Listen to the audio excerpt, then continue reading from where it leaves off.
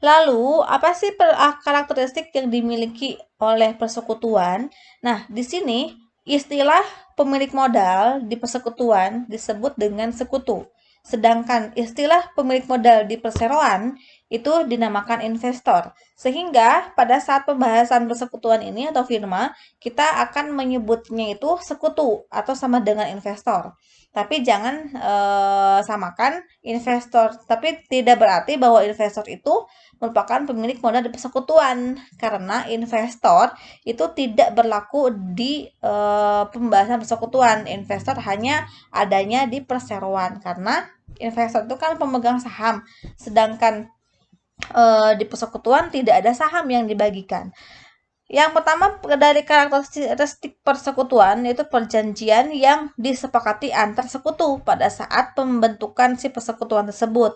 Mereka sepakat pembagian distribusinya berapa persen, lalu sepakat untuk namanya apa, kewajiban dan pembagian haknya bagaimana, itu kan harus disepakati di pembentukan awal tadi. Lalu yang kedua, persekutuan sebagai entitas terpisah. Nah, di sini persekutuan itu kan dalam bentuk badan usaha. Nah, si persekutuan itu meskipun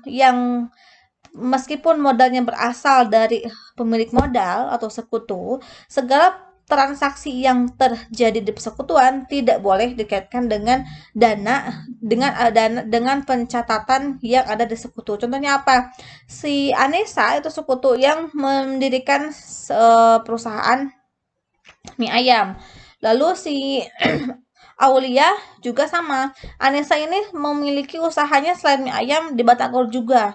Nah, ketika si Anissa memberikan modal 10 juta untuk usaha mie ayam, transaksi yang terjadi di mie ayam tersebut tidak boleh dicatat ke perusahaan, tidak boleh masuk ke dalam pencatatan si Anissa secara pribadi. Contohnya ada pembelian mobil, pembelian tanah, si Anissa nggak boleh mencatat karena transaksi-transaksi tersebut merupakan transaksi yang terjadi di persekutuan meskipun modalnya itu berasal dari si Anissa. Sehingga si persekutuan itu terpisah dari si sekutunya. Lalu yang ketiga, sekutu adalah agen perusahaan. Di sini kan karena sekutu ini merupakan penopang dana si penopang dana untuk berdirinya suatu perusahaan, maka jika tidak ada sekutu, itu kan si perusahaan tidak akan terbentuk.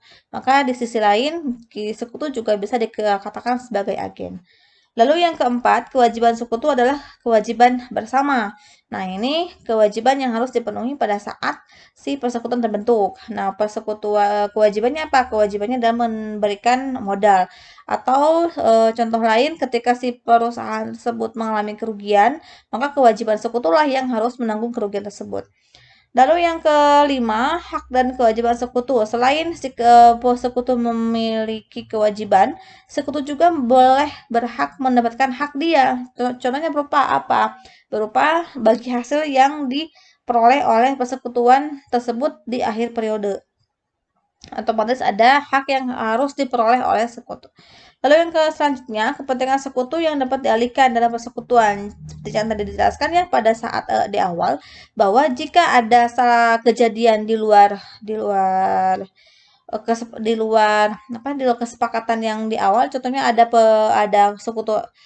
salah satu sekutu yang meninggal atau ada yang kecelakaan, maka si sekutu tersebut boleh memindahkan kepentingannya, memindahkan hak dan kewajibannya kepada pihak lain atau ahli waris. Lalu yang selanjutnya, pengunduran diri sekutu. Seperti yang tadi, bisa juga sekutu tersebut kalau sepertinya merasa saya udah nggak cocok nih kalau bertahan di sini, saya mau pindah saja, itu boleh mengundurkan diri dengan membawa modal yang tercatat di laporan keuangan khusus untuk bagian dianya saja.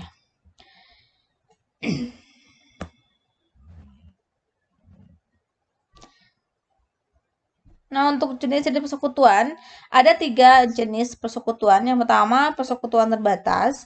Lalu yang kedua, persekutuan dengan kewajiban terbatas. Dan yang ketiga, persekutuan terbatas dengan kewajiban terbatas.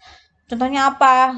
Yang pertama, persekutuan terbatas di mana Di dalam persekutuan ini terdiri dari satu sekutu umum dan atas kontribusi modal serta satu atau lebih sekutu terbatas yang bertanggung jawab atas manajemen.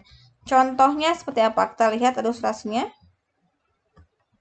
Nah, untuk yang pertama, persekutuan dengan kewajiban dengan limited partnership, itu di jenis persekutuan ini terdiri dari satu persekutu umum dan satu sekutu terbatas. Di mana untuk sekutu umum ini posisinya sebagai pemilik modal saja tanpa menempati posisi di bagian manajemen. Tetapi kalau di tuan B itu si tuan B ini memegang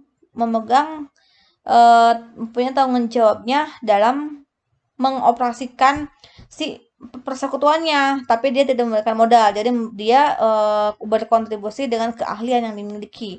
Sehingga posisinya untuk si A sebagai pemilik modal dan si B sebagai manajer operasi. Lalu jenis yang kedua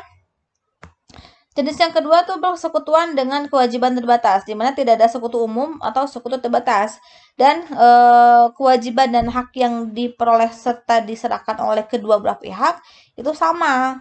Contohnya apa? Dengan batasan hukum tertentu. Contohnya di sini ada tuan A dan tuan B, mereka masing-masing mendistribusikan modal berupa tanah dan uang. Nah, di sini kan tapi dengan kesepakatan bahwa kedua belah pihak ini tidak boleh ada yang menempati posisi sebagai manajer di jajaran manajemennya.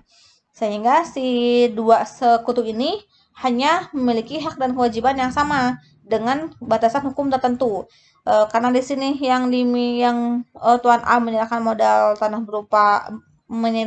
berupa tanah seharga 100 juta dan Tuan B-nya menyerahkan modal seharga 50 juta, maka disepakati bahwa persentase distribusi yang mereka dapatkan baik itu di kewajiban ataupun haknya itu sebesar 60-40%. Nah, ini yang disebut dengan batasan hukum. Jadi hanya terbatas dengan persentase kontribusi modal yang mereka berikan. Lalu jenis yang ketiga itu untuk persekutuan terbatas dengan kewajiban terbatas, di mana setiap sekutu bertanggung jawab atas kewajiban bisnis persekutuan. Nah, kalau yang ini karena di sini mereka sama-sama memiliki tanggung jawab dan mereka mempunyai kewajiban di dalam bisnisnya, maka untuk contoh yang ketiga ini, si tuan A dan tuan B ini mereka selain memiliki sebagai pemilik modal, mereka juga mengisi dan bertanggung jawab di bagian manajemennya.